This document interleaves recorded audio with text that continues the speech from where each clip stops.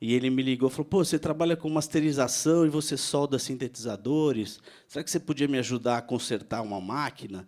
E aí, quando ele me mandou uma foto, eu vi que era uma máquina Neumann e que aquilo era muito sério, que aquele projeto tinha caído no meu colo e que eu não poderia abandonar aquilo. E então, isso faz 3 anos que aconteceu, e desde então minha vida mudou completamente, porque eu vi ali uma oportunidade de fazer um estúdio de masterização especializado em masterização para vinil, coisas que eu sabia que já existia no mundo, porque o que acontece? As fábricas têm salas de corte, mas geralmente essas salas de corte são mais salas de transcrições. Elas recebem um áudio e transcrevem para o vinil. Dificilmente o cliente pode acompanhar esses cortes e, e isso às vezes deixa o cliente com uma surpresa. Ele entrega o áudio e daqui a um tempo chega o vinil e fala: putz, eu podia ter tirado uma música para ela ficar mais alta, ou poderia ter deixado esse vinil mais grave, porque é uma mídia muito diferente de um CD ou de um MP3 que você faz e já coloca ali, ouve a mesma coisa. É um processo como esculpir um pedaço de mármore. Você vai cavucar mesmo um buraco dentro de um vale dentro de uma matéria física. Então, o que aconteceu? Há 3 anos atrás, eu me vi com essa oportunidade na mão e eu passei por muitos momentos, como o Michel está falando, de aprendizados, frustrações. Vendi todos os meus sintetizadores, que eu tinha uma coleção gigantesca, para pagar viagens, para pagar discos virgens, agulhas de diamante que quebravam diariamente. Então, assim, eu quebrava uma agulha de diamante e anunciava um Moog, quebrava outra agulha de diamante e anunciava um ARP. Era assim. E aí eu fui acabando com tudo que eu tinha extra no meu estúdio em prol desse sonho, que era um dia poder fazer masters em vinil. E quando eu peguei o torno, a minha única opção era, de fato, a Polisson, e eu imaginava, bom, isso eu espero que um dia eu consiga ser um fornecedor independente. E depois de 3 anos de muita ralação, finalmente agora eu vou prensar meu primeiro disco cortado no meu torno Neumann, que 3 anos atrás saía até fumaça de tão detonado que estava. Então, eu estou prestes a fazer um disco duplo e um compacto que vai ser prensado na Polisson. E o ano que vem, assim, logo que a fábrica do Michel estiver pronta, também vou prestar serviço para o Michel e vou fazer isso. Eu vou ser uma opção para que o cliente, o produtor, o artista acompanhe esse processo que é tão importante na produção de um disco de vinil, acompanhar esse primeiro momento que é fazer o corte, colocar na picape, ouvir e falar: nossa, esse é o som que eu quero. Porque a partir desse ponto, o que acontece é físico e é só uma duplicação. Então, esse é o meu ponto atual. Eu estou extremamente realizado, ansioso, e não vejo a hora de chegar ao meu primeiro disco com a minha assinaturinha no acetato. E falando um pouquinho, você já me disse que não é moda o vinil, que realmente as pessoas gostam, mas eu tenho alguns números aqui que eu andei pesquisando. E, assim, por exemplo, em 2014, a Urban Outfitters, aquela loja de roupa lá dos Estados Unidos, disse que foi a maior vendedora de vinil do mundo, a loja. Ela concorre com a Amazon, teoricamente. É uma loja que vende um lifestyle, um estilo de vida, e vende aquelas vitrolas maravilhosas da Crosley. Acredito sim que muitas pessoas começam a ouvir por pegar essa vitrola e ter o vinil ali, e aí com isso sai uma outra pesquisa que diz que 50% das pessoas que compram o vinil não ouvem o vinil. Falando um pouquinho disso, o que vocês podem perceber?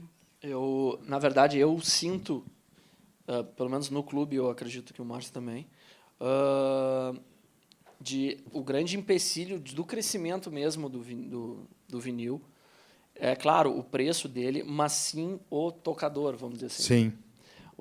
Ele é o grande hoje, o preço dele é muito caro. Se a gente tivesse, eu não sei quanto é que está na Urban, as vitrolas deles, eu não sei se... Deve estar uns $100.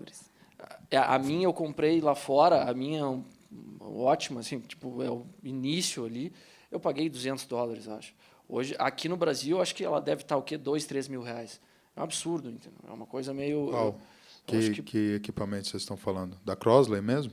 Não, ela tá falando da Cross. Esse que seria um popular, que fez popularizar, entre outras coisas, né? O vinil nos Estados Unidos, dessa galera nova, os millennials. Então, tem essa questão que é o que a gente estava conversando, que eu concordo um pouco com o Márcio. É óbvio que a gente tem um modismo e uma onda, né?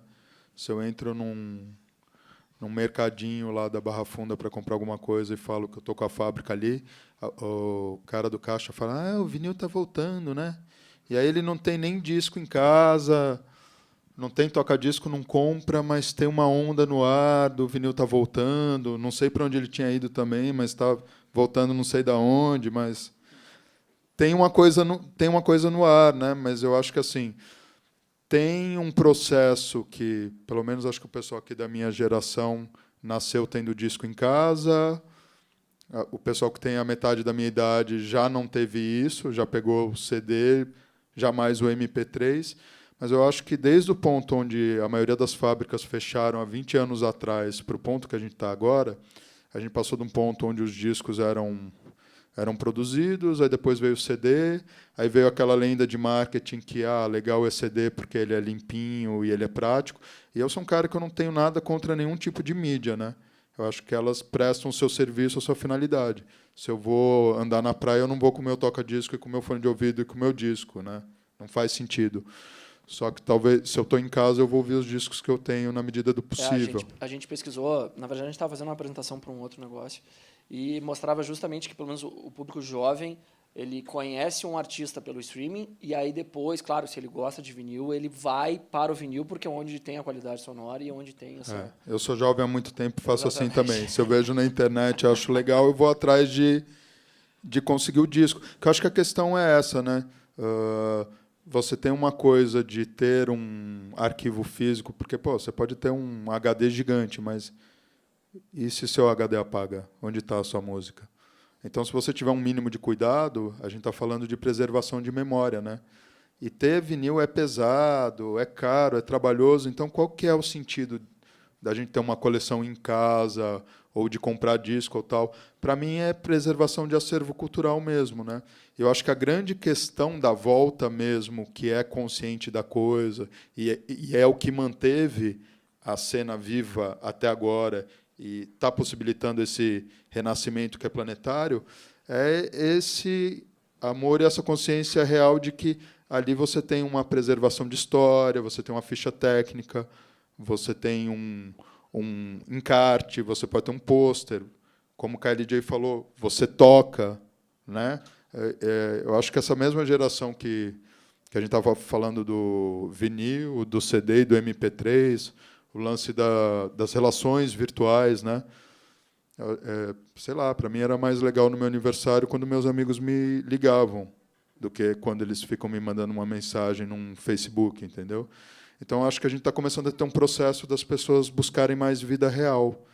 E eu acho que o disco ele tem a ver com o resgate disso. E é óbvio que tem uma moda, mas não vai ser essa moda que vai sustentar a fábrica, a loja dele, o trabalho dele. Sim. Então, acho que a gente, além da questão do preço, a gente tem uma questão de uma formação de uma cultura para que a coisa saia da superfície e as pessoas tenham um conhecimento, tenham mais propriedade.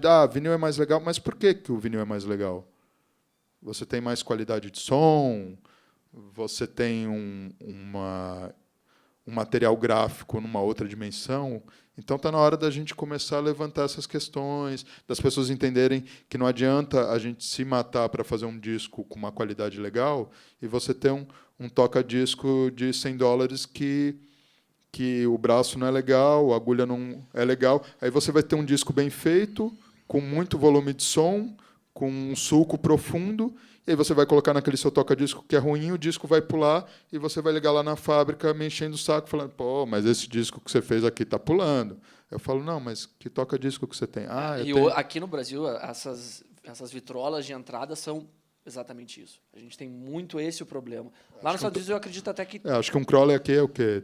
Essa Crossley é R$300, R$400. Aqui? Eu comprei uma vez e me arrependi amargamente, assim.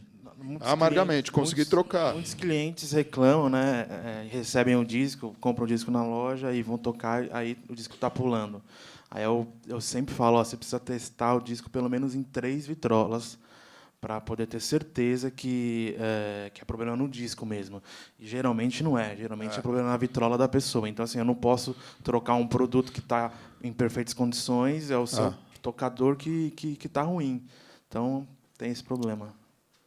É que a Crosley, principalmente essas que são vendidas, elas são feitas para tocar compactos. Então, ela, quando vai chegando na borda de um LP, de fato, acontece esses pulos. Tal. Tem até uma história de uma loja que colocou uma placa na frente, assim.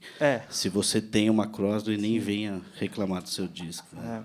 Não, mas eu acho que também tudo bem.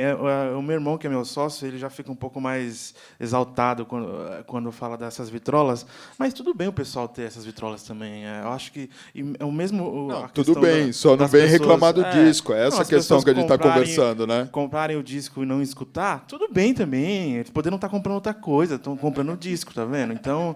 Sabe, é bom, eu apoio.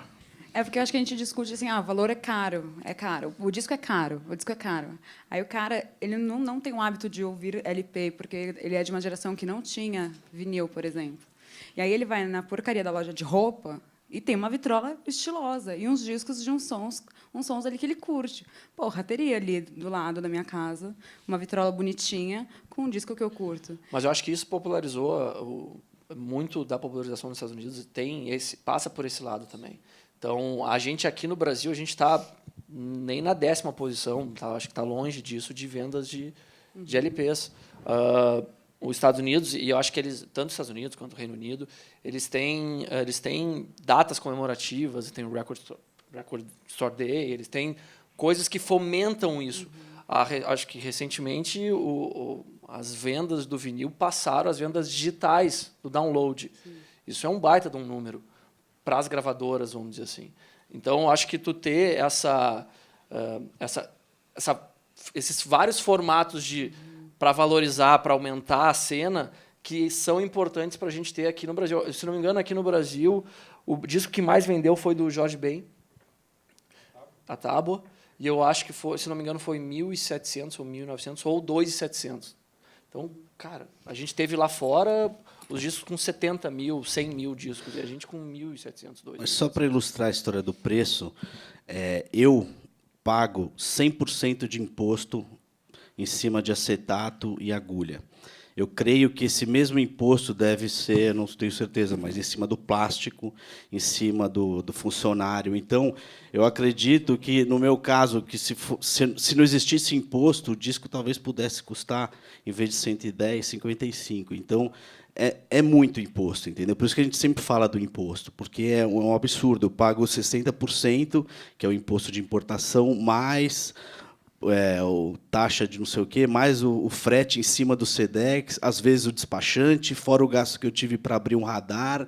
Então, é muita burocracia e muito imposto. Então, no meu caso, o vinil é amor mesmo, porque se não fosse esse meu amor, eu já teria desistido há 3 anos atrás. Eu acho que todo mundo aqui Achei engraçado quando veio esse título de Vinil é Amor. Primeiro fiquei dando risada e tal. E aí fiquei pensando e... Acho que amor é algo maior, né, que uma relação entre um homem e uma mulher. É uma coisa que permeia a vida mesmo. Eu conheço um pouquinho aqui de cada um e sei que tem uma história de amor mesmo por trás do caminho de cada um aqui, e que, se não tivesse, essas coisas não estariam rolando, assim. Pelo menos a história da fábrica e da Vinil Brasil, ela é bem curiosa, assim. Não foi uma coisa... para quem não sabe...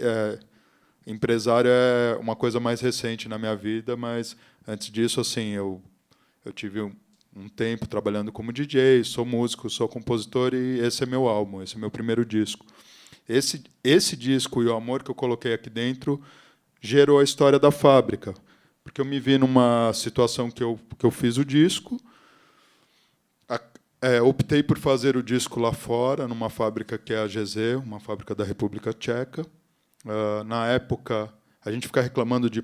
Eu entendo a sua história, que você quer fazer uma história mensal e tal, mas achar que 2, 3 meses é muito para receber um disco, Lá fora começa em 4, quando uma fábrica não vira para você e fala, olha, eu não vou poder te atender. Porque se uma fábrica grande pega um pedido do Led Zeppelin ou do Rolling Stones, que são 50 mil discos, eles não estão nem aí para 300 discos do Solar Soul. E um dos motivos que eu abri a fábrica aqui é esse caminho contrário, né? Falar, pô, eu quero fazer os 300 discos do Jolie e falar, Mick Jagger, sinto, mas você vai esperar, querido. Mas eu posso te mandar 500 discos também, não tem problema. Eu vou te tratar igual, entendeu? Que nesse caso, eu também, claro, é óbvio, o problema é quando tu tem um clube que tu depende dessa...